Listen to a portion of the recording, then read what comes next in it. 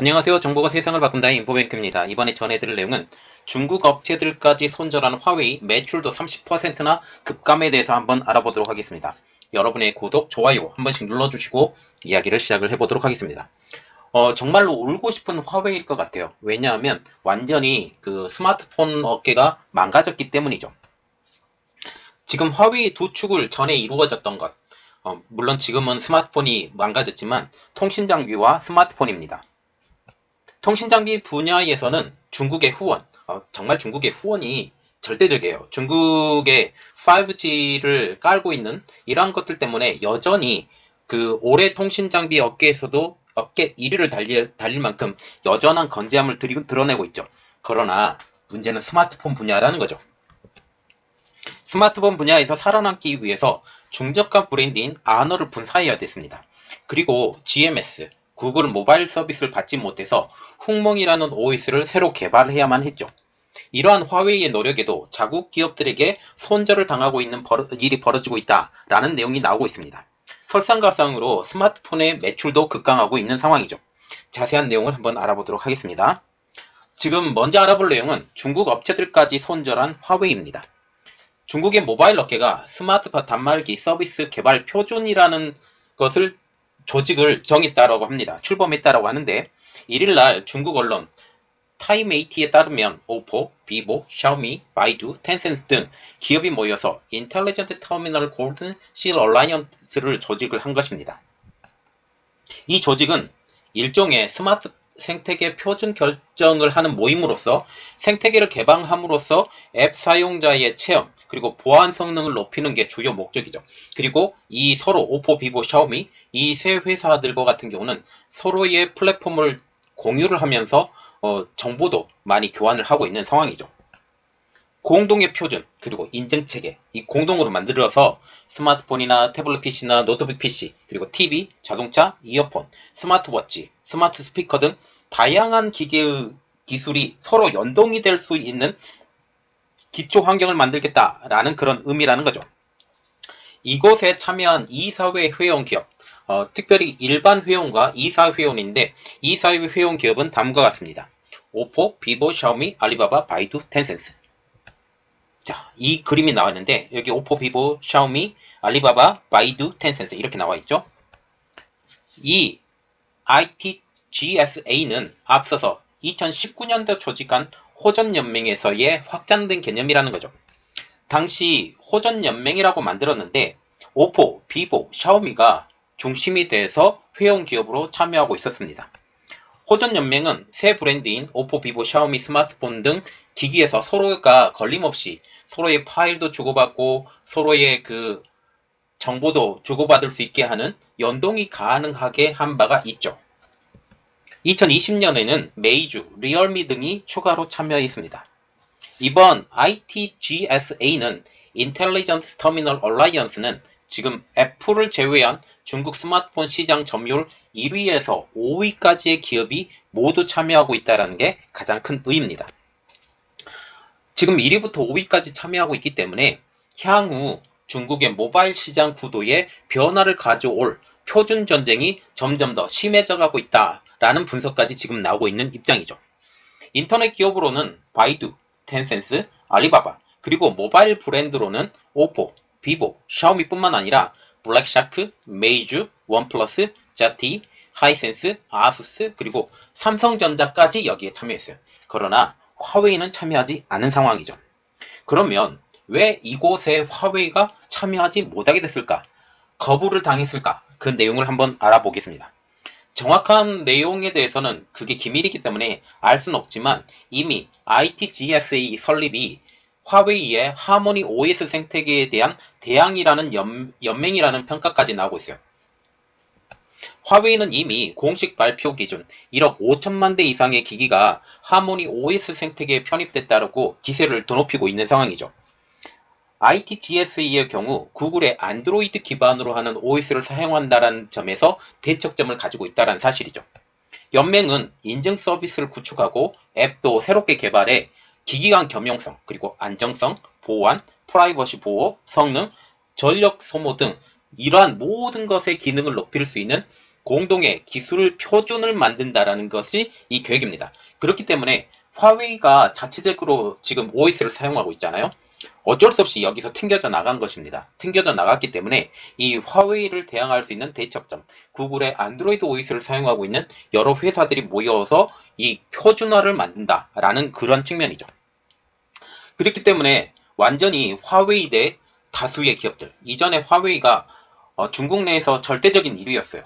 중국 내에서의 절대적인 2위였다는 화웨이가 이제는 중국 내에서도 한 7, 8위 정도 수준으로 현재 떨어진 상황이죠. 그래서 이 이야기가 나옵니다. 매출이 급강한 화웨이입니다. 이 매출이 급감했다 가장 큰 이유는 미국의 견제 때문이에요. 그 이유를 제가 알려드리겠습니다. 화웨이는 올해 들어서 매출이 30% 전년 동기 대비 30% 급감한 것으로 지금 나타나고 있습니다. 화웨이 매출은 급감은 미국의 제재로 5G용 어플리케이션 프로세스의 조달이 어려움을 겪으면서 스마트폰 매출의 부진을 겪은 것이 아주 큰 역할을 했다라는 그런 분석이에요. 화웨이는 더 이상의 5G 스마트폰을 만들어내지 못한 상황이에요. 이미 가지고 있는 그 5G용 어플리케이션 프로세스를 다 써버렸기 때문에 이제 더 이상의 5G 스마트폰을 만들어내지 못하는 상황이 됐다는 거죠. 1일날 중국의 증권시보 등 현지 매체에 따르면 올해 1월부터 9월까지의 화웨이의 매출액은 4,510억 위안, 한국 돈으로 약 81조 2천억 원이 되는 것으로 알려지고 있는데, 이는 전년 동기 대비 32.1%나 급감한 지금 매출액이다라는 것입니다. 이렇게 감소한 매출액 규모만 하더라도 벌써 2천억 위안, 한국 돈으로 36조 원이 훌쩍 넘은 상태이죠. 당기 순이익은 전년 동기 대비 14%나 감소한 464억 위안, 한국 돈으로 8조 3,500억 원을 지금 기록한 상황입니다. 그런데 이렇게 예상보다 많이 그 휴대폰에서 떨어졌다 할지라도 지금 든든하게 굳건하게 버티고 있는 게 하나가 있죠. 통신장비. 이 통신장비 때문에 여전히 굳건하게 버티고 있는 거예요. 자, 그래서 화웨이 실적 비교를 보면 2020년 1월부터 9월까지, 그리고 2021년 1월부터 9월까지, 그리고 단기 순이익, R&D 비용. 자, 이것을 보면 어떤 내용이 나오냐면 전체적인 판매율도 줄고, 그리고 순이익도 줄고, 그러나 R&D 비용은 늘었다라는 그런 측면으로 보시면 되겠습니다. 이렇듯 화웨이의 매출이 급감한 데 대해서는 스마트폰 부분의 부진, 이것이 가장 큰 영향을 준 것으로 화웨이도 부인하지 않는 상황이죠. 고어밍 화웨이 순환 회장도 기업 대상 사업 부분은 안정적이었다. 다시 말하면 통신 분야 쪽에서는 안정적이었었지만 소비자 부분, 스마트폰 부분에서는 큰 영향을 받았다라고 밝히고 있는데요. 또한 화웨이는 기술 혁신, 연구 개발에 투입, 인재 양성을 지속을 하고 경영 효율성을 제고할 것이라고 하면서 고객과 사회의 가치에 창조할 수 있다고 믿는다라고 강조를 하고 있어요. 그래서 지금 화웨이가 이러한 난관을 돌파하려고 노력하는 것은 R&D 분야의 투자를 통해서 이 난관을 통과하겠다라고 말을 했다라는 거죠. 중국 언론들도 똑같은 분석을 하고 있습니다. 화웨이의 매출 감소 원인, 이것은 미국 제재로 인한 스마트폰 어플리케이션 프로세스의 조달이 어려워진 데에 따른 스마트폰 사업 부분 실적 감소로 풀이를 했어요. 퀄컴에서 4G에 들어가는 어플리케이션 프로세스는 지원을 합니다. 그런데 지금 현재 화웨이, 말하자면 하이실리콘에서 만든 어플리케이션 프로세스는 이전에 TSMC에서 만들었는데 TSMC에서 더 이상 화웨이를 위해서 어플리케이션 프로세스를 만들어주지 않아요. 4G 쪽으로는 조금 만들어주는 것으로 알려지고 있지만 5G 쪽으로는 전혀 안 만들어준다는 사실이죠. 실제로 올 상반기 스마트폰을 중심으로 한 소비자 사업 부분의 매출액은 1,357억 위안, 한국 돈으로 24조 4,300억 원으로 전년 대비 46%나 쪼그라든 상황이죠. 시장 조사업체인 카날리스에 따르면 올해 3분기 중국 스마트폰 시장은 비보, 오포, 그리고 아너가 여기에 올라갔어요. 아너가 3위, 샤오미가 4위.